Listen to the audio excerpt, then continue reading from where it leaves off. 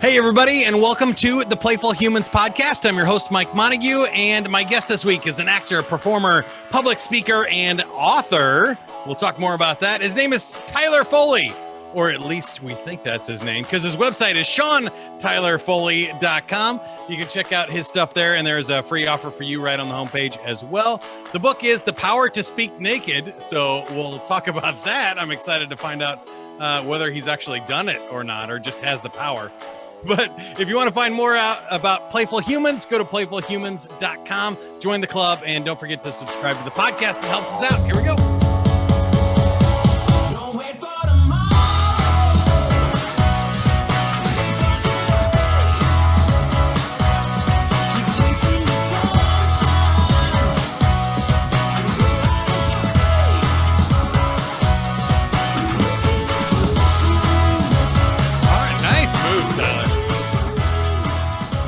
We start with the joke of the week. The joke of the week is brought to you by the new ant vaccines. Did you ever notice ants don't get sick? They created a new vaccine. It's full of antibodies. Okay. Here is the joke. The official joke of the week is, what does a cloud wear under its raincoat? You tell me. Thunderwear. That one's okay. I give that one like a 7. I kind of like the antibodies better. How about you? You got a joke for us? Of course I do. I couldn't come on the show without it. So you got to tell me, Mike, what did the bra say to the hat? The bra say to the hat? I don't know. You go on ahead and I'll give these two a lift. Nice. And we timed that perfectly with the music.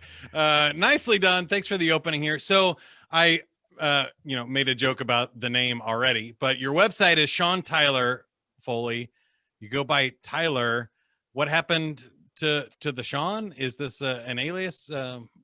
Yeah. So because my parents, I apparently love confusion, I was named Sean Tyler, like Jean-Luc or any other non-hyphenated but dual name.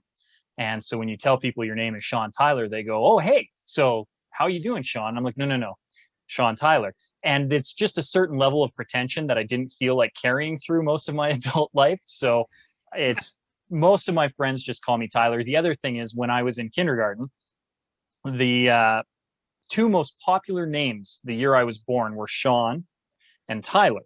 And so in my kindergarten class, there were 6 Seans, and we all spelled them differently too. I spelled mine the right way, S-E-A-N, and then everybody else spelled it weird, like S-H-A-W-N, S-H-A-U-N. There was a real Gaelic spelling too that I can never remember, but it looked like Shibihiviahan, but was Sean. And so I just, it made it easier on my kindergarten teacher to just become the second Tyler and let the rest of the Seans fight about who spelled their name right. And I've just been, my friends know me as Tyler throughout school. So even my wife calls me Tyler. You try to get her to call me Sean Tyler and it confuses her. The only people who call me Sean Tyler properly are my mom and my sister and a few others like that. That's funny. I always think that's interesting. Yeah, I imagine if you say I'm Sean Tyler, people assume then that like Tyler's your last name, and it becomes a big mess. So I get it. SeanTylerFoley.com is the website. We'll just be going with Tyler from here on out as well. But I wanted to ask you about the book. So obviously, I think it comes out next week, September 7th, which is awesome. Just find it on Amazon, but it's also going to be in the bookstores, which is awesome, and a big, congratulations to you on that. Well, but thank you. And I'd actually to speak naked is interesting. Yeah, and I'd encourage your listeners, if they are interested in it, after our little conversation about the book, to actually go to like barnesandnoble.com, or even better, hey, we've just come out of a rough couple of months and year. Let's go to our local bookstore. Really help out some of those mom and pop shops. It's available throughout the world and in a lot of different bookstores. So yeah, you can get lazy. You can click on Amazon. But I would really love it if you could get out, go and play in the world, go explore a bookshop and find my book, and then find a couple others for you to read too. There you go. That's awesome. Now, not to backtrack, this might require some editing on my podcast version, but I forgot to tell you my funny name story. My grandpa was named Carl, and he had a girl, so they named him Carol Christine. And then in some sort of freak accident, like yours, they started calling her Chris and going by Christine. So he really wanted a daughter, Carol. So my mom was the second born. He named Carol Lynn Erickson. So they had two sisters named Carol. And then their third daughter was born, and she would go around. Do you remember the Bob Newhart show? I don't know if you guys got that one in Kansas. But this is my brother Daryl. This is my other brother Daryl. Yeah. So she would say, "This is my sister Carol and my other sister Carol." I was like, that's so ridiculous. A really good friend of mine and somebody who I speak with quite often, Carrie Weber Young, who's a phenomenal human, by the way, and I think would be a great guest on your show.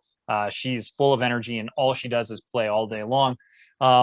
She had, and as part of a blended marriage, she had two brothers with the same name, because you had a blended. So, and she would get in trouble at school. She'd be like, no, these, I have two brothers named this. And they were like, no, you don't. She's like, yeah, I do. So yeah, names are confusing, and parents don't think. Yeah, that's funny. So I still got to figure it out. I just had a new nephew born about 2 weeks ago, and his middle name is Michael. So I feel like if I can swing this middle name pivot, I got something going there. I'm telling you, all the cool kids are doing it. Middle names are where it's at. All right, so let's start with the naked part of the book. Is that you on the cover, or did you have a butt double there? Oh yeah, definitely had a butt double. Yeah, that is full stock imagery. Actually, there's a really funny story about that too, because the stock image that we're using is a stock image that I'm pretty sure my graphic team got from Amazon, but Amazon won't let me advertise on their platform because the image is indecent. Oh, that's so funny. So they can sell the image, they just won't let you. They can sell the indecent image, just please don't use it to advertise your product on our service. Yes. That's funny. So tell me about the book and the power to speak naked. Now I've heard it the other way, right? You envision the audience naked, but never myself. I kind of like the thought so far. Where are we heading with this? Well, so partly because exactly what you just said, the worst advice I've ever heard when it comes to public speaking is just picture your audience naked, because somehow we're supposed to get comfort or power from envisioning somebody else's discomfort. Like I've never understood that advice, if it is even advice. Like how it came to be, I will never understand. But I remember when we were brainstorming a title, I was with a bunch of friends, and we were hanging out, and I was asking them, I'm like, what are some of the advice? Like, we were trying to brainstorm the title, and what was some of the advice? And somebody said, oh, picture your audience naked. I'm like, are you kidding? That's the worst advice ever. I'd rather give somebody the power to speak naked than to tell them to, wait a second, the power to speak. That's the title right there. And that's how it came to be. And as I started to analyze why it resonated so much with me, it's really a threefold thing. First of all, from a very literal context, I would love to empower somebody to have so much confidence in the material that they were presenting that they could go and give it in the emperor's new clothes. Because it doesn't matter the surface, right? It's all fluff at that point. If you have content that is so powerful, people stop seeing you and they start feeling and hearing your message. And so from a very literal sense, yes, I want people to be confident enough that they could take the stage and speak naked. And then subtext to that, as I just alluded to, you need to have such a good message that you don't need the visuals. You don't need the PowerPoints. You don't need the props. You don't need stage lighting and the big PA, right? So strip it down raw. Can you actually just come up and have a conversation and be engaging this way? And then the sub layer to that is, can you expose yourself and be comfortable saying the naked truth? One of the adages that I have out of the book, and one of the things that I talk about in all of my training sessions, is the thing you're afraid to say is likely the thing that your audience needs to hear. And so to be able to strip it down to that and be able to expose yourself and be comfortable knowing that you're going to be supported and that it's okay to be raw and to be real and to expose yourself, it's a really powerful thing. So the power to speak naked, 3 different layers, 1 title. I love all 3. I think are all 3 great. Now, I still want you to at least like on Zoom, do it without your shirt on, and like for a book launch, like present. I'll do you and one like, better. I'm nailing it. Yeah. So when I was putting together a lot of the training programs, what I would do is I would do these seminars, 45-minute seminars, and I'd book these talks to have people come in because I wanted to, when I do live presentations, it's important to me that I'm delivering material that the audience wants, that I'm not prepackaging or canning stuff. So a lot of my seminars are open format, open question periods, and I would do these 45-minute talks and then it would go from there. And every time I do a talk, we book, because I never know what could happen, right? Like there was an ice storm in Houston of all places, back in the early part of the year that shut it down for a week. And you're like, well, how do I get in and out? Infrastructure is broken. So we never know what's going to happen. So I always book an insurance date. And so I booked this one presentation, and I was, it's the power to speak naked, and the people would come, and there was probably about 200 people in the audience. And this guy was heckling me. He was like, "Hey, naked boy, take off your clothes." And I've been in performing arts and performance for 35 years, so I know how to handle a crowd. And I was like, well, I don't have the insurance and you don't have the money, right? And I thought I would leave it go there. And he's like, "You're just chicken." I'm like, "No, legitimately, I would do this, but trust me, man, I don't have the permits." And now I'm trying to use some logic and rationale with somebody who obviously didn't want to be logicked to. So I tried to mansplain to him. I'm like, "Hey, listen, it doesn't work that way." And so finally he wouldn't give it up, and it was becoming disruptive, and we only have 45 minutes to chat, and I want to serve my audience. So I looked at him and I said, "Listen, I have this booked for next week for insurance. We were able to do this off, and that booking is going to just cost me money. I didn't ever mind, because for the one time that I need it, it's good insurance, but it's just sitting empty and it's mine. And I wasn't planning on using it, but I will be in town because I like, the city, and I planned a vacation with the family. So let's do this." I said, "I will get the permits if everybody here agrees to come back for 4 times the price that you paid to come here today. We're going to up the price 4 times. And if all of you agree to pay, we'll process it outside the door as you leave. Everybody gives the money right now. We sell the tickets. I will donate the proceeds to the local food bank." Wow. "And you will come back and I will redo this presentation totally naked." And everybody's like, "No, you won't." I'm like, "I'm serious. I'm in it for charity, right? If you're in it for charity and you guys want to see me make a fool of myself, I am willing to do it. I am confident enough that I will." So everybody agreed. So we sold the tickets. I got all the permitting so that we could do an 18+. I had to get security. I had to get a bouncer for the first time in one of my shows. I had to get awesome. bouncers who would check ID to make sure that we were doing a 21+ show. And it cost a lot. I had to get the permits and insurance, and there was a whole bunch. We couldn't serve food. That was hilarious. Couldn't serve food because of the nudity. Yeah, no, you can't do that. Okay, because normally I provide snacks. So anyway, we had everybody come back. Heckler didn't show up. What? Heckler did not show up, but everybody else did. And we raised a decent amount of money for the local food bank. And I went up and I turned the heat up in the room just for my comfort. Went out and did the 45 minutes. And to this day, if anybody wants, I will do it again in a heartbeat. You just contact me and I will do it for charity, and I will donate it to the local food bank, or if you have a charity of your choice that you want to do, I'm game anytime. Wow. I think that is awesome, man. I love it. I think it's a cool idea that you got creative right on the spot and made it happen for charity. But also when you got a book like this, you know, like having the guts to back it up and do it. That's awesome. I've been in similar situations in my career, but never done never done that. In like radio and DJing in clubs and stuff, there were always some interesting times. I'm having trouble coming up with like a really good one, but I like that's the best part of it is when you can go for it and really do it, and it becomes so much more fun to everybody else. So, that's what we talk about on this podcast is how to get down to the real like essence of it and the fun, and like everybody is in on it. Like, and no, there's no downside to going for it like that and putting yourself out there.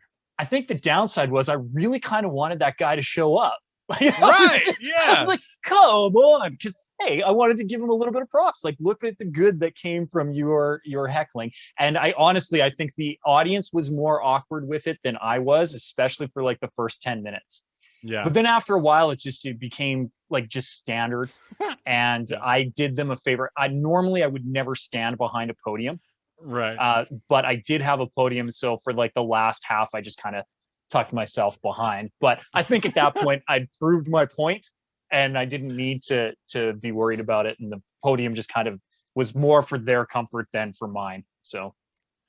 That's funny. Yeah, I was gonna ask, but I didn't want to go into too much detail there about things because I feel like there are some logistical challenges to that. But let's get back to the message, because the other two parts are really interesting to me too. Number one is I don't think you need props and special things to have fun, to have a good message, to be yourself. And I've found them distracting. And even the advice of picture the audience naked is if you're thinking about the audience, you're not thinking about your message. So I couldn't do two things at once. One of the things I love about doing these podcasts or public speaking is you have to be present. You have to be single-minded and focused and in the moment, which creates such a great flow state and a playful state of mind that you're improving and you're going with stuff. And so I've never been a fan of like memorizing speeches and scripts and stuff either.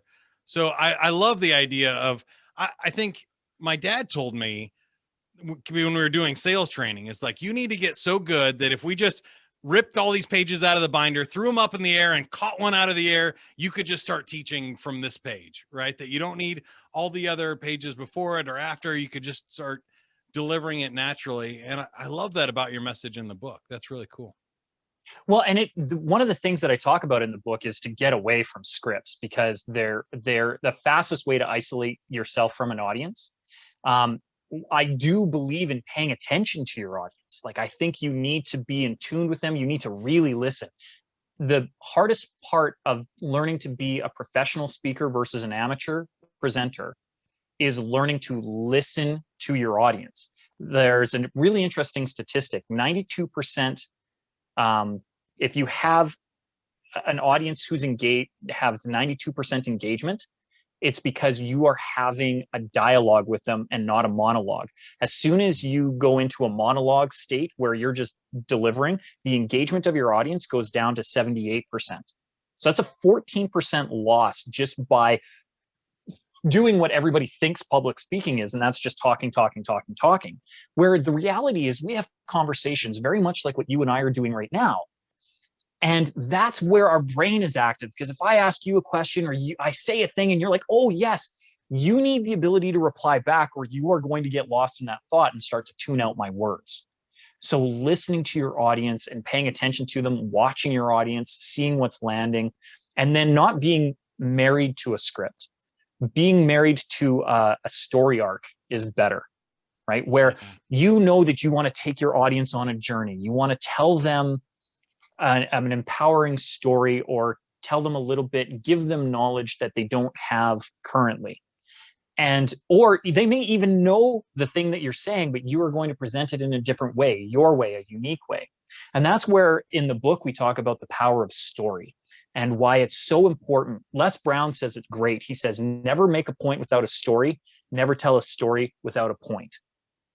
And it's so poignant when you really can grasp onto that concept, because we communicate through story. Oral tradition is how humans communicated for centuries, by passing down information through the power of story. I mean, you look at the Greek mythologies, even in biblical times, the original biblical texts were originally designed to be given orally, right? And you had very few people who could actually read. And so you had to tell the story and make it universal so that people could bond onto the ideas and grasp them. So there's a true power in telling stories. And that's why I like, it's easier to do a story too, because nobody knows your story better than you.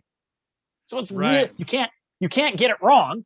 You may tell it differently each time, but you can't get it wrong. And so then you don't have to get lost in, oh, what was I supposed to say? You just tell the story. And if you know why you're telling the story, you're making a point with the story, then it lands with your audience. And all you then have to do is walk them through these various points through storytelling, and they all are on board.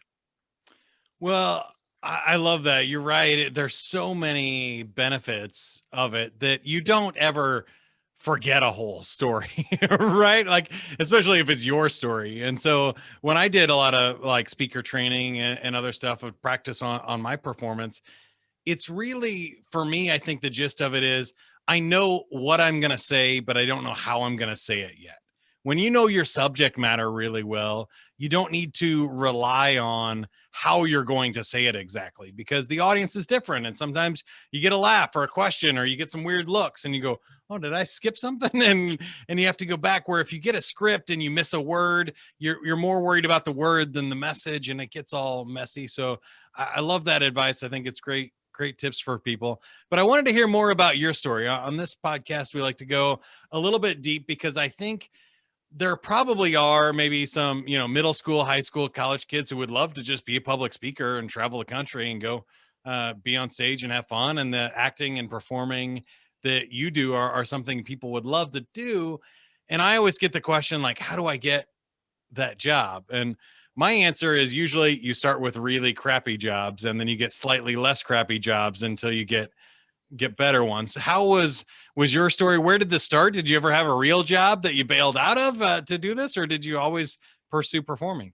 Oh yeah, no, I've always had performing in my blood. I've been on a stage since I was 6 years old, performing in film and television since I was about 12, 13. Really got professional with film and television between, late teens and mid 20s. But yeah, I've had a lot of Joe jobs, and I've had some that I've stuck, that I've really enjoyed, and some that I've tuck-tailed and run really quick. I worked for a buddy of mine who's a really smart businessman and runs his own electrical company, and I was an electrician apprentice for 6 months, and I am not built to labor. Yeah, I don't pull wire well, and even when we're doing improvements around the house here, it's usually my wife that's wielding the hammer because she's in construction, and I supervise, which is ironic because she's a project manager, but she definitely knows how to wield the hammer better. So I've just always gravitated to positions where I could do this, where I could talk to people and communicate. So when I started acting, I was 6. And that was just a job. It was just fun. I got to play with kids and adults, and we got to do dress up. And we got to do dress up where we got to entertain people, and people would clap for us. And that was what I understood of my job for a very, very long time.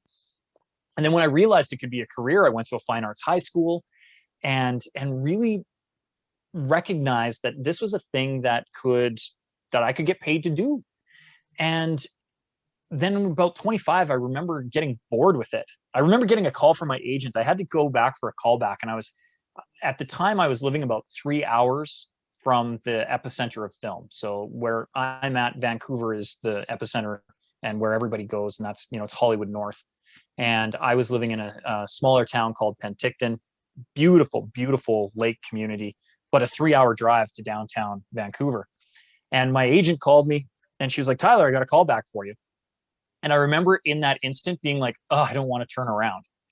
And like, people would trade millions of dollars to have been in my position. The other actors, people who are not in performance, just to have the ability to go back in front of a casting director who you've already auditioned for, who just wants to see some more because that's the next step to getting the gig. Like usually if you get a call back, you are this close to booking the role. And I was like, nah, but do I really want to? And as soon as I recognized it, I'm like, okay, we need to hit pause on this. So I kind of retired from acting and went back to school and While I was in school, I had some odd jobs, worked for an airline. Working for the airline was fun because I got to talk on the mic and like tell people where to get their Oh baggage. yeah. And I remember being on a call center. I worked for a ski hill doing inbound call sales. So I sell people ski packages. And that was fun too. Cause tell me what your dream is. What do you want to do? How do you envision your ski vacation? And I would just make it happen for them. So, you know, I've always done stuff where I can communicate with people, and I've always found that as part of my wheelhouse. But to get into this, to discover this as a job has been the greatest blessing, where I'm not locked to somebody's script. I am just here to entertain you and provide you valuable information that you may be able to use to improve your career in life and to play. I mean, I get to play every day. I feel like a big kid. It is the greatest gig on the planet. And if anybody wants to, I would strongly encourage them, especially in this day and age. We're in an age of information. There's so much ability for people to teach from anywhere on the planet. I love that. I agree, but you know, I'm doing the same thing. So obviously I'm in it. I think it's a great thing to do. So I'm going to give full disclosure to the audience. I'm going to be naked here. Normally we prep the games on the show. We've done 50 of these and I cheated at all the games.